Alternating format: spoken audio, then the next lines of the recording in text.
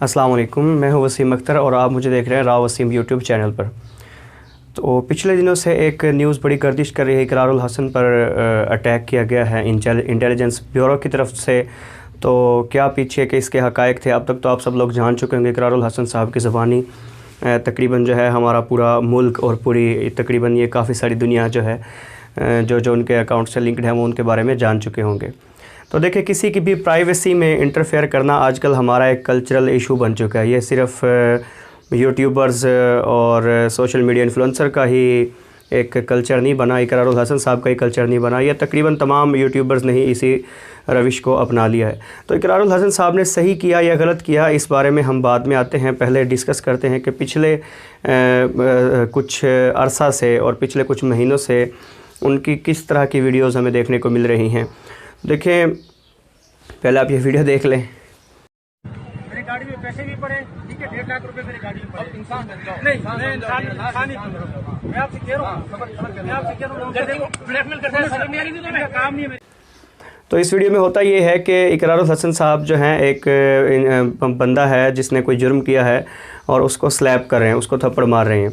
अगले ही दिन अगर इकरारुल हसन साहब की वीडियो आती है कि मैं इस पर बड़ा शर्मिंदा हूँ, मैं कौम से माफ़ी चाहता हूँ कि मैंने उस इंसान को थप्पड़ मारा और उसकी वजह ये थी कि उसने बहुत कोई संगीन जुर्म किया था, किसी लड़की को किडनैप किया था और उसको उसके साथ जिनसी ज़्यादतियाँ की जा रही थी, जिसकी वजह से मुझे गुस्सा आया और मैंने उसे थप्पड़ मारा।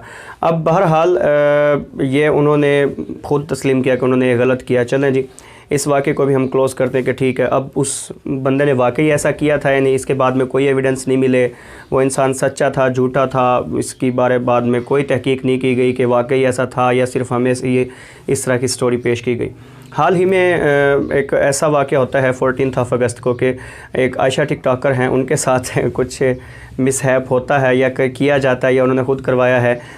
तो उस पर इकरारुल हसन साहब की फ़ौरन वीडियो आती है जो पूरी दुनिया में वो पाकिस्तान का इमेज पेश करते हैं। वीडियो भी आप देखें। इकरार भाई, मुझे बताइएगा, करारदाद पाकिस्तान 23 मार्च 1940 को उस जगह पर मंजूर हुई और उसी मीनार पाकिस्तान की छांव में इनके साथ इतनी बेहुरमती की गई। आपका कलेजा मुंह को नहीं आता? मैं बड़ा सख्त जुमला और हाथ बांध के माफ़ी मांग के सारे पाकिस्तानियों से, पाकिस्तान के लोगों से भी, दुनिया भर के लोगों से भी, कि मैं अंदर बैठा शुक्र अदा कर रहा था अल्लाह ताला की ज़ात का कि पता नहीं उसने इस माशरे में, शुक्र मालिक तूने बेटी अता नहीं की मुझे। बेटी के साथ आप ना बाजार में जा सकते हैं। और तो इसमें ऐसा है कि इकरारुल हसन साहब कहते हैं कि भाई पाकिस्तान की एक बच्ची है, एक बेटी है और उसके साथ इस तरह का जुल्म हुआ तो मेरा तो इस मुल्क में रहने को भी दिल नहीं करता, मैं तो पाकिस्तान छोड़ना चाहता हूँ और मैं रब सा शुक्रगुजार हूँ कि उन्होंने मुझे बेटियाँ नहीं दी। तो इस तरह से मतलब एक सीनियर एंकर पर्सन के ऐसे वर्ड्स हैं, इस पर भी वो बाद में आके माफ़ी मांगते हैं जब पता चलता है कि वो लड़की एक करप्ट थी और उसकी वो ऑडियो लीक होती हैं, वीडियो लीक्स होती हैं रैम्बो के साथ, कि सारे का सारा प्लान्ड था। तो इस पर इकरारुल हसन साहब को पूरी कौम कहती है कि अब आप आके कम अज़ कम माफ़ी मांग लें। इंजीनियर मोहम्मद अली मिर्ज़ा आजकल बड़े फेमस स्कॉलर हैं, उन्होंने कहा कि इकरार साहब आपसे गलती हो गई है, कोई बात नहीं, आप माफ़ी मांग लें, इंसानों से ही गलती होती है। लेकिन अब यहाँ पर एक ऐसा इंसान जो कि पूरे पाकिस्तान का एक हीरो बना हुआ है, उसका एक ज़िद पर उतर जाना है कि नहीं जी मैंने जो ठीक किया है वो मैंने जो किया है बस वो ठीक किया है। इंसानों से गलती होती है, आप आके माफ़ी मांग लें। माफ़ी मांगी है इकरारुल हसन साहब ने, लेकिन वो जिस अंदाज़ में मांगी है वो मैं आपको अभी दिखाता हूँ। वो कहते हैं कि जनाब मैंने जो है ना इसका आयशा टिकटॉकर का साथ दिया जिसकी वजह से मैं कौम से माफ़ी मांगता हूँ, मैं अपने तमाम उन शोज़ पर माफ़ी मांगता हूँ जो मैंने पिछले अरसे में किए। इसकी मिसाल बिल्कुल ऐसे ही है कि एक वालिदैन जो है अपने बच्चों की परवरिश करते हैं, सारी उम्र उनकी परवरिश करते हैं, एट द एंड अपनी वो बेटी की शादी किसी ऐसी फॉर एग्जांपल 20 ईयर्स की एक उनकी बेटी है और वो उसकी 60 ईयर्स के बंदे से शादी करते हैं, जिस पर अगर वो बेटी इनकार करे तो वो पेरेंट्स फिर उसे कहें कि नहीं जी हमने तो सारी ज़िंदगी आपके साथ ये किया, हम तो उस पर भी शर्मिंदा हैं, वो भी नहीं करना चाहिए था।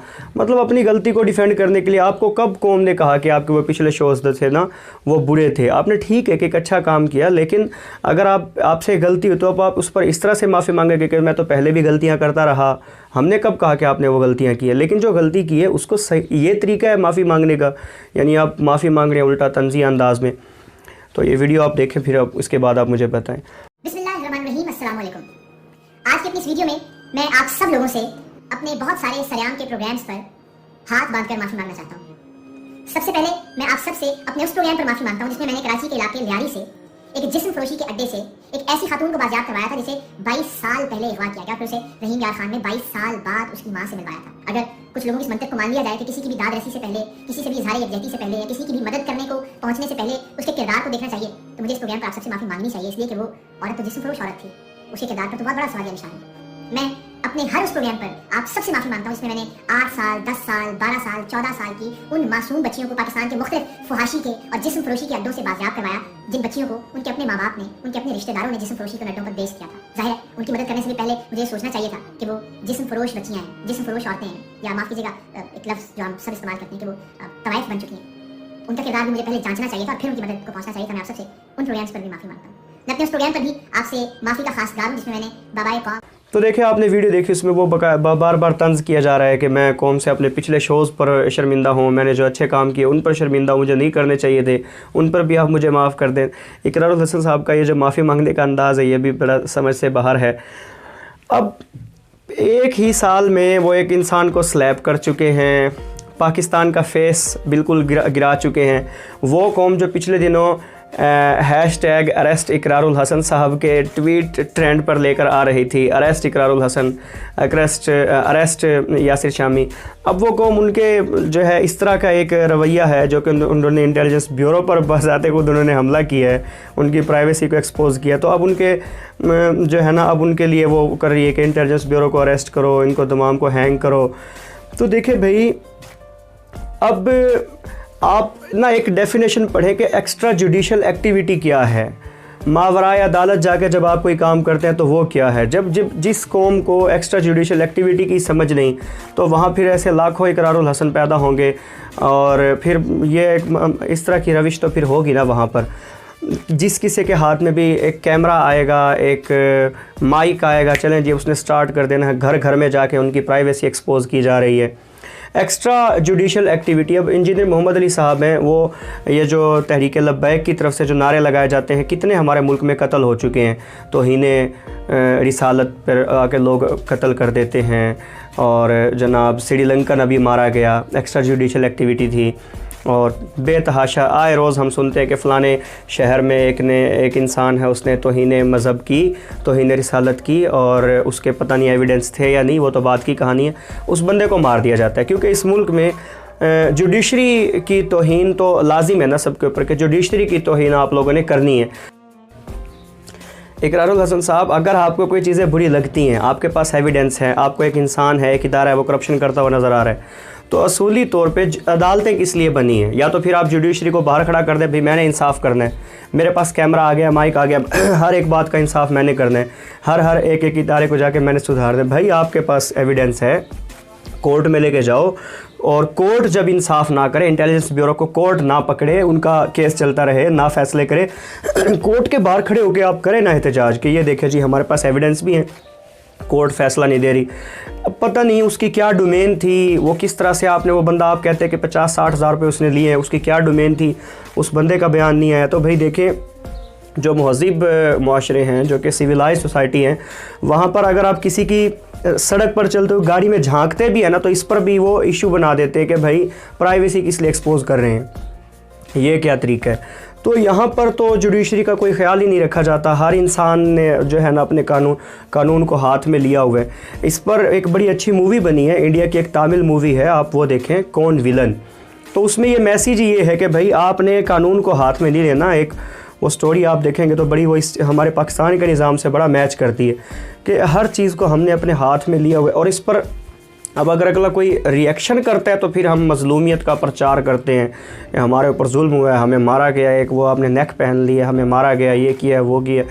भाई देखें, आप वैसे मुझे तो इन बातों पर नहीं बिलीव, लेकिन बस अल्लाह बेहतर जानता है कि क्या हुआ। आपके पुराने शो अगर देखे जाएँ तो आप ख़ुद बताते हैं कि हम कहीं पर भी इस तरह से जाते हैं तो पूरी पीछे हमारा टीम वर्क होता है, उस थाने को हम इन्फॉर्म करते हैं, पूरा एक टीम वर्क होता है, और अगर हमें कुछ हो तो पूरी सेफ्टी मेजरमेंट हमारे पास होती हैं। इस दौरान आप कह रहे हैं कि 4 से 5 घंटे आप IB इंटेलिजेंस ब्यूरो के ऑफिस में रहे और आप किसी को पता ही नहीं चला, अल्लाह बेहतर जानता है। बहरहाल मेरी आप तमाम लोगों से यही गुजारिश है कि भाई इस तरह के जो आपको लोग जो इस सोच को परवान चढ़ा रहे हैं कि आपने फ़ैसले खुद करने, कहीं पर बुरा होता देखो वीडियो बनाओ अपलोड करो, बाद में माफ़िया मांगते फिरो भाई हमें माफ़ कर दो। आयशा टिकटॉकर आपके पास चल के आए, मेरी इज़्ज़त लूट ली गई है। आप उसका ना इंस्टाग्राम अकाउंट देखो, ना आप उसका टिकटॉक अकाउंट देखो, ना आप उसका फेसबुक अकाउंट देखो, ना आप फिर एंकर किस बात की हो, फिर आपने मतलब ऐसी रिपोर्टिंग करनी है।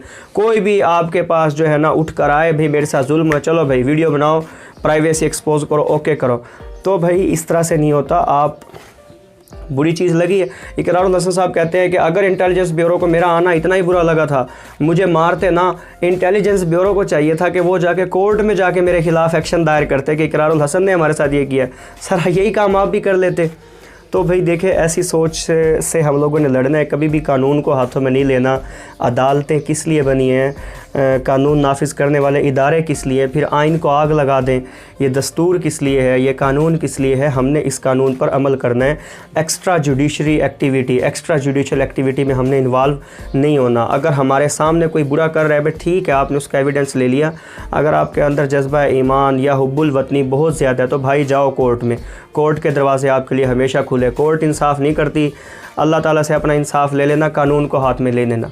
अगर आप लोगों को मेरी बात अच्छी लगी है तो वीडियो को लाइक कर दें, बुरी लगी है तो डिसलाइक कर दें। कमेंट सेक्शन आपके लिए है और हर इंसान को जो है ना अपनी अच्छी या बुरी राय देने का 100% राइट है, किसी से कोई इख्तिलाफ़ नहीं। Thank you very much and Allah हाफिज़।